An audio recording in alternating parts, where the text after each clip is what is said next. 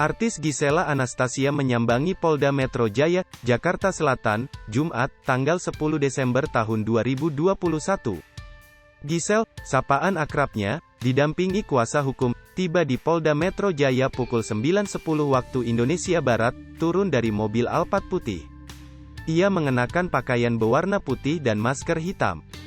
Nanti ada pemeriksaan tambahan sekalian kasih bukti, kata kuasa hukumnya, Sandi Arifin. Mantan istri Gading Marten ini saat turun dari mobil menyapa awak media dengan melambaikan tangan, namun dirinya tidak mengeluarkan sepatah kata pun.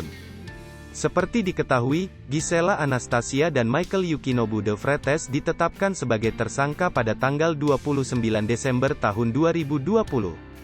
Mereka ditetapkan sebagai tersangka setelah keduanya mengakui sebagai orang di dalam video yang beredar di media sosial pada November tahun 2020. Gisel dan Nobu, sapaan akrab mereka, dikenai pasal 4 ayat 1 Junto pasal 29 dan atau pasal 8 Undang-Undang Nomor 44 Tahun 2008. Keduanya terancam hukuman pidana penjara mulai dari 6 bulan hingga 12 tahun. Walaupun berstatus tersangka, Gisel maupun Nobu tidak ditahan oleh pihak kepolisian karena dinilai kooperatif. Pertimbangan lainnya, khusus untuk Gisel, yakni karena masih memiliki putri berusia 4 tahun yang dinilai membutuhkan bimbingan orang tua.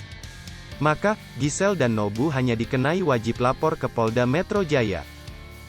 Mereka ditetapkan sebagai tersangka setelah keduanya mengakui sebagai orang di dalam video yang beredar di media sosial pada November tahun 2020. Nanti ada pemeriksaan tambahan sekalian kasih bukti, kata kuasa hukumnya, Sandi Arifin. Gisel dan Nobu, sapaan akrab mereka, dikenai pasal 4 ayat 1 Junto pasal 29 dan atau pasal 8 Undang-Undang Nomor 44 Tahun 2008.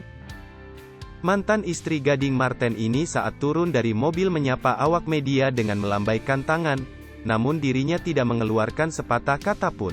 Pada tanggal 29 Desember tahun 2020. Mereka ditetapkan sebagai tersangka setelah keduanya mengakui sebagai orang di dalam video yang beredar di media sosial pada November tahun 2020.